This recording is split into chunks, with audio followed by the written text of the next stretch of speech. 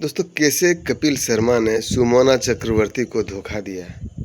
क्या कपिल शर्मा, जिन्हें हम कॉमेडी का बेताज बादशाह कहते हैं, असल में एक नकलची है? क्या उनकी हंसी का पूरा साम्राज्य एक चोरी किए हुए आइडिया पर खड़ा है? 300 फीट की ऊंचाई पर उड़ते हुए जहाज में उस रात ऐसा क्या हुआ था जब एक जूते ने हिंदुस्तान के सबसे बड़े कॉमेडियन का करियर जमीन पर लाकर पटक दिया? क्या कपिल के सिर पर जो घने बाल आज हम देखते हैं वह असली है, और कपिल का नया स्लिम ट्रिम लुक वाकई मेहनत का नतीजा है, या फिर उसके पीछे छुपा हुआ है कोई डार्क सीक्रेट और सर्जरी? और आखिर क्यों जो इंसान करोड़ों लोगों को हंसाता है आज वो खुद इंटरनेशनल गैंगस्टर के निशाने पर है? दोस्तों, बात कर रहे हैं कपिल शर्मा के। उसका एक ऑडियो वायरल हुआ है। इतनी गंदी गंदी गाली दे रहा है कि मैं ये नहीं बता सकता हूँ यूट्यूब पर और वीडियो पर, और उसकी जान को खतरा है। यह कहानी है शोहरत के नशे में चूर घमंड की दोस्ती में एक धोखे की, और उस चमक दमक की पीछे की सच्चाई की, जिसे आज हम आपके सामने परत दर परत खोलते हैं। कपिल शर्मा की अनकही कहानी। 2 अप्रैल 1981 अमृतसर, पंजाब। वहाँ एक लड़के का जन्म हुआ जिसका नाम था कपिल पुंज, जिसे आज दुनिया कपिल शर्मा के नाम से जानती है। वह अनप्लन्ड बच्चा हूँ। क्या क्या हुआ है उसके साथ? एक्चुअली उसका डैडी एक इंसान था, उसका डैडी को फीवर था। एक दिन तो वो छुट्टी कर ली उन्होंने, पर 3 बजे तक उनका फीवर उतर गया। बस हम आ गए हैं। उनका बचपन किसी फिल्मी कहानी जैसा नहीं था। वो एक लोअर मिडिल क्लास परिवार से थे, जहाँ सपने देखने की इजाज़त तो थी, लेकिन उन्हें पूरा करने के साधन नहीं थे। उनके पिता जितेंद्र कुमार पुंज पंजाब पुलिस में एक हेड कांस्टेबल थे। घर में वर्दी का रोब तो था, लेकिन जेब अक्सर खाली रहती थी। कपिल ने बहुत छोटी उम्र में ही जिंदगी की हकीकत को समझ लिया था। घर चलाने में मदद करने के लिए उन्होंने वह काम किया जो उसकी उम्र के बच्चे सोचते भी नहीं कभी। एक पीसीओ में 500 रुपये महीने की नौकरी की तो कभी एक कपड़े की मिल में 900 रुपये के लिए काम किया। लेकिन उस पुलिस की वर्दी के सख्त अनुशासन के नीचे एक कलाकार का दिल भी धड़कता था।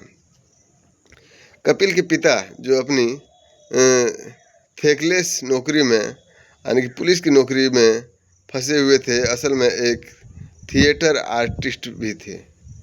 यह एक ऐसा राज था जो कपिल को बहुत बाद में पता चला।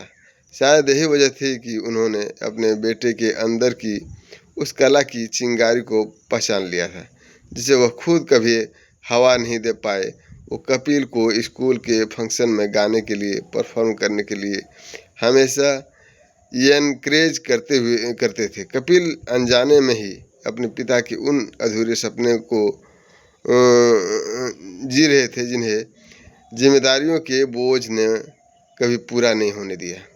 यह सिर्फ एक बेटे की अपनी एम्बिशन नहीं थी, यह एक पिता की अधूरी ख्वाहिशों का वजह भी था, जो कपिल को मुंबई की माया नगरी की ओर खींच रहा था। साल 1997 में जब कपिल सिर्फ 16 साल के थे, उनके परिवार पर दुखों का पहाड़ टूट पड़ा। उनके पिता को कैंसर हो गया। अगले 7 साल तक उस परिवार के लिए किसी नर्क से कम नहीं थे। कपिल ने अपने मजबूत पिता को हर रोज तिल तिल कर मरते हुए देखा।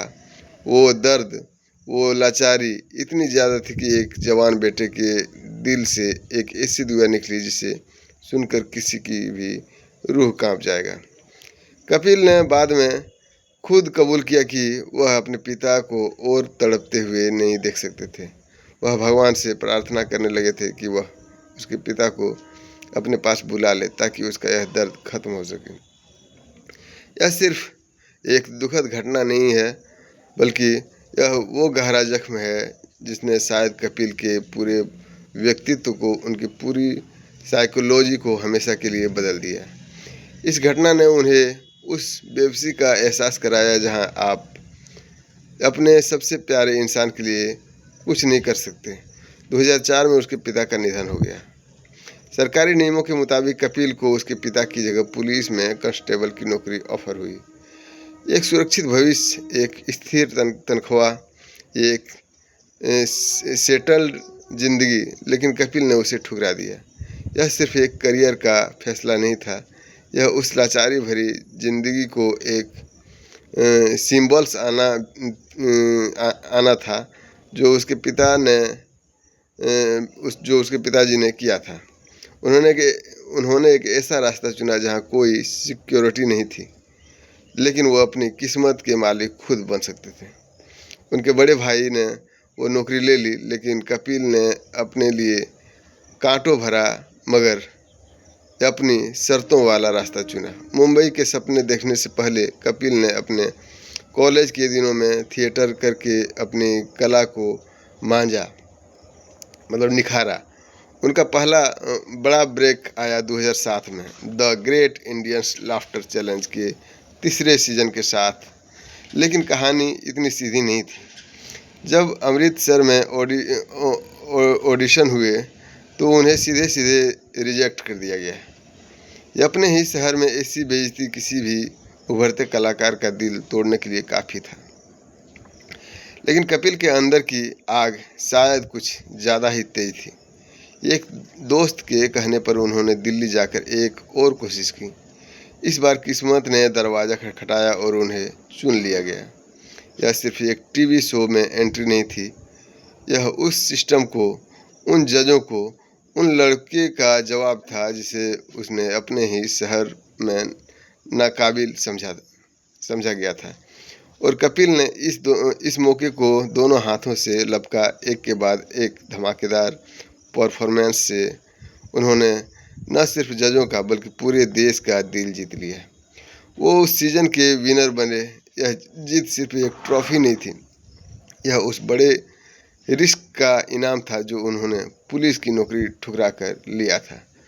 The great Indian laughter challenge जीतने पर उन्हें 10 लाख का इनाम मिला। जी हाँ दोस्तों, 10 लाख का। उस जमाने में यह एक बहुत बड़ा रकम थी, खासकर उस लड़के के लिए जिसने 500 रुपये से 900 रुपये महीने पर काम किया था। लेकिन कपिल ने उन पैसों से अपने लिए एक गाड़ी या घर नहीं खरीदा। उन्होंने अपनी पहली बड़ी कमाई का एक पैसा अपनी बहन की शादी में लगा दिया। यह एक बेटे और भाई का फर्ज था, लेकिन इस एक काम ने अनजाने में ही उनके दिमाग में एक मसीहा कॉम्प्लेक्स या उसका उद्धार करने वाला की सोच को जन्म दे दिया। पिता के गुजर जाने के बाद वो या परिवार के नए मुखिया थे, सबके पालनहार। यह सोच उनके दिमाग में इतनी गहरी बैठ गई कि आगे चलकर वह अपने साथ काम करने वालों को सिर्फ आर्टिस्ट नहीं बल्कि अपने एहसानों के नीचे दबे हुए लोग समझने लगे।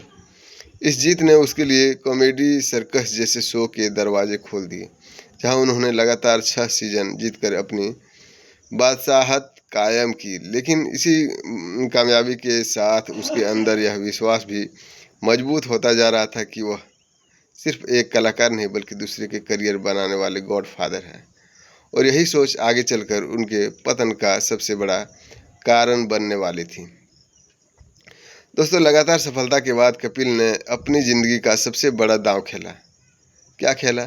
उन्होंने अपनी खुद की प्रोडक्शन कंपनी को 9 प्रोडक्शन बनाई। 22 जून 2013 को कलर्स में टीवी पर अपना show comedy night with Kapil launch किया, जो हुआ वो इंडियन टेलीविज़न के इतिहास में किसी चमकता हुआ चमत्कार से कम नहीं था। यह शो रातों रात भारत का सबसे ज़्यादा देखे जाने वाला स्क्रिप्टेड टीवी शो बन गया है। कपिल शर्मा अब सिर्फ एक कॉमेडियन नहीं बल्कि एंटरटेन ऑफ द ईयर बन चुके थे। शो का फॉर्मेट बहुत सिंपल लेकिन अचूक था। कुछ मज़ेदार किरदार जैसे दादी, बुआ और पलक जो स्केच कॉमेडी करते थे, और फिर बॉलीवुड के बड़े बड़े सितारे अपनी फिल्मों को प्रमोट करने आते थे। यह शो हर हफ्ते पूरे देश के लिए एक फैमिली रिचुअल बन गया है। दादी की शगुन की पप्पी, बुआ का शादी ना होना और पलक का अजीबोगरीब डांस लोगों को हंसा हंसा कर लोट-पोट कर दे रहा था। कपिल ने भारतीय परिवारों के दो सबसे बड़े शौक, फिल्में और कॉमेडी को एक साथ मिलाकर मनोरंजन का एक ऐसा कॉकटेल तैयार किया था जिसका नशा पूरे देश पर छा गया था। दोस्तों, इस शो की सफलता ने कपिल को उस आसमान पर पहुंचा दिया जहां से नीचे देखना भी मुश्किल था। लेकिन उस चमक दमक वाली कहानी का एक और पहलू था जो अक्सर सुर्खियों से दूर रहा। कपिल शर्मा को एक ऐसी क्रिएटिव जीनियस के तौर पर देखा जा रहा था जिसने भारतीय टीवी पर कॉमेडी का एक नया फॉर्मेट ईजाद किया था। लेकिन सच यह है कि कॉमेडी नाइट्स विद कपिल का फॉर्मेट काफ़ी हद तक एक British show the Kumar Z का फॉर्मेट है। जी हाँ दोस्तों, द कुमार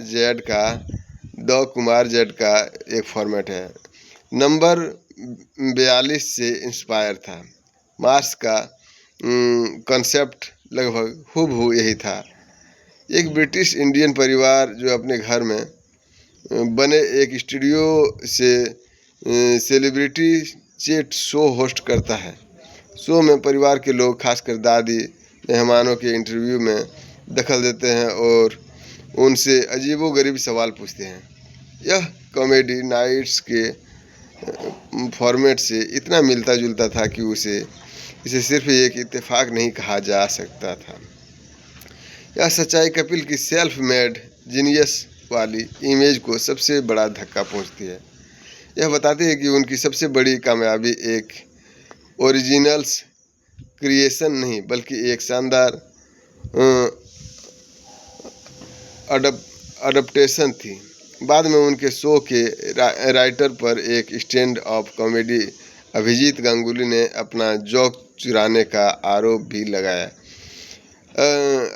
अभिजीत का कहना था कि उनका एक जोक जो भारतीय क्रिकेट के बॉलर और उसके छोटे भाई होने पर था, उसे द कपिल शर्मा शो में किक्कू शारदा ने लगभग हूबहू कॉपी कर लिया।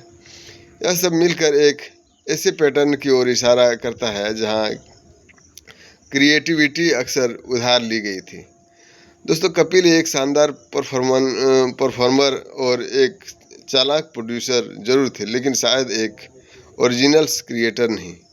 मार्च 2027 में कपिल शर्मा और उसकी टीम ऑस्ट्रेलिया में एक कामयाब शो करने के बाद मेलबर्न से मुंबई लौट रही थी। बिजनेस क्लास में सफ़र कर रहे कपिल ने ग्लन फेडिच विकी की एक पूरी बोतल ख़त्म कर दी थी और वह बुरी तरह नशे में थे। जैसे ही केबिन क्रू ने खाना परोसना शुरू किया, उसकी टीम के कुछ लोगों ने खाना शुरू कर दिया। यह देखकर कपिल का पारा 7वें आसमान पर पहुंच गया।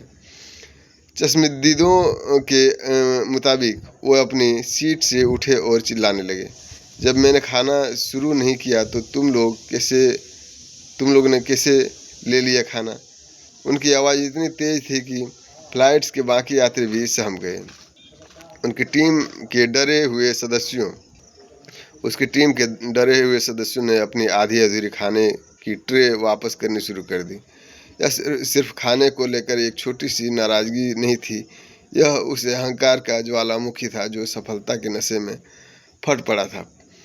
कपिल के लिए यह उनके रुतबे को, उनके अधिकार को चुनौती थी। वो यह बर्दाश्त नहीं कर सकते थे कि उनकी प्रजा ने राजा से पहले भोजन करने की जुर्रत कैसे की। इस तनाव भरे माहौल में सुनील ग्रोवर ने बीच बचाव करने की कोशिश की। उन्होंने कपिल को शांत करने की कोशिश की, लेकिन यह आग में घी डालने जैसा साबित हुआ। कपिल का सारा गुस्सा अब सुनील पर उतर गया। उन्होंने अपना जूता उतारा और सुनील को दे मारा।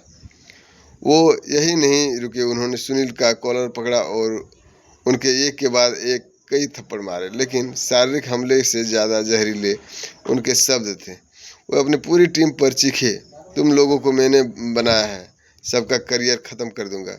फिर उन्होंने सुनील को निशाना बनाया और उस पुरानी टिश को बाहर निकाला जो उसके दिल में दबी थी। सुनील ने कुछ समय पहले कपिल का शो छोड़कर अपना शो शुरू करने की कोशिश की थी, जो फ्लॉप हो गया था।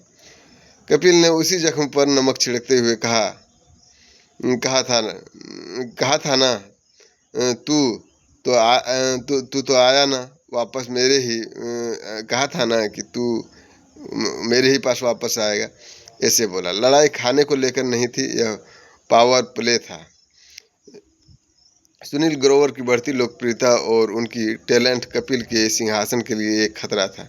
सुनील का शो छोड़ना कपिल के अधिकार को एक चुनौती थी और उनकी वापसी सुनील के दिमाग में एक हार थी। यह हिंसा उस दबी हुई चिंगारी का भी नतीजा थी कि कोई साइड्स के एक राजा को टक्कर देने की हिम्मत कैसे कर सकता है। यह सुनील को उसकी औकात दिखाने का एक क्रूर तरीका था। दिलचस्प बात यह है कि यह घटना गुरुवार को हुई थी, लेकिन खबर शनिवार को बाहर आई और इस खबर को लीक होने से ठीक पहले कपिल ने अचानक सोशल मीडिया पर अपनी लंबे समय से गर्लफ्रेंड रही गिन्नी चत्तर के साथ अपने रिश्ते का ऐलान कर दिया।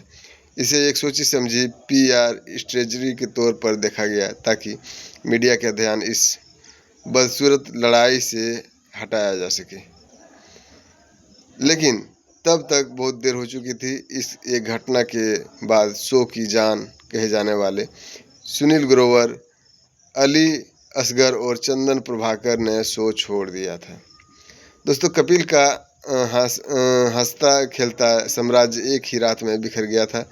सुनील ग्रोवर के जाने के बाद शो की आत्मा ही चली गई थी। TRP गिरने लगी और कपिल की जिंदगी भी पटरी से उतर गई। फिरंगी बॉक्स ऑफिस पर बुरी तरह पिटी, जिससे उन्हें भारी पैसों का नुकसान हुआ। जो आदमी कल तक कामयाबी के शिखर पर था, वो अब गहरे डिप्रेशन, शराब की लत और यहाँ तक कि आत्महत्या के ख्यालों से जूझ रहा था। वो दिन में भी शराब पीने लगे थे और अक्सर शूट कैंसिल कर देते थे। एक बार तो उन्होंने शाहरुख और अजय देवगन जैसे बड़े सितारों को घंटों इंतजार कराने के बाद शूट रद्द कर दिया था। यह कितनी बड़ी विडंबना थी कि जो इंसान यह दावा करता था कि उसने सबकी करियर बनाए हैं, वो अब खुद अपना करियर तबाह करने पर तुला हुआ था। सफलता का नशा उतर चुका था और अब सामने थी एक कड़वी अकेली हकीकत। जब कोई इंसान अपनी गलतियों का सामना नहीं कर पाता तो वह दुनिया पर इल्ज़ाम लगाने लगता है।